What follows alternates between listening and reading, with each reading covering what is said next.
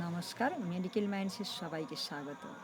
আজকে যে আসনটা দেখানো হচ্ছে, এই আসনটা স্বচোখে খুব ভালো লাগছে কালারটা, কিন্তু ওখানে কালারটা লাইট কালার হয়ে গিয়েছে, সেই হিসেবে ওখানে কালারটা ভালো লাগছে না।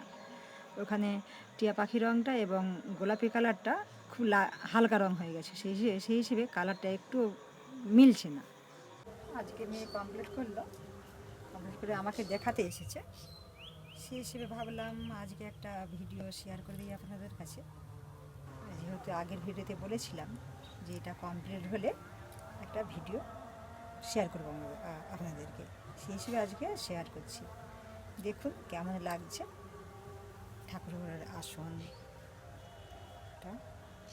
এটা ফলেও ঢাকা দেওয়া যাবে, আসন হিসেবেও ব্যবহার করা যাবে। এর নিচে কোনো রকম আস্তরণ দেওয়া নেই।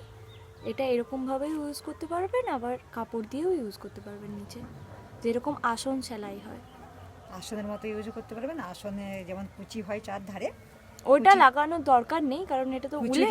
কুচিও দিতে পারেন আর নাও দিতে পারেন, অমনি নিচে কাপড় দিলেও হবে, না দিলেও হবে, আপনারা কাপড় দিলে টেকসই হবে।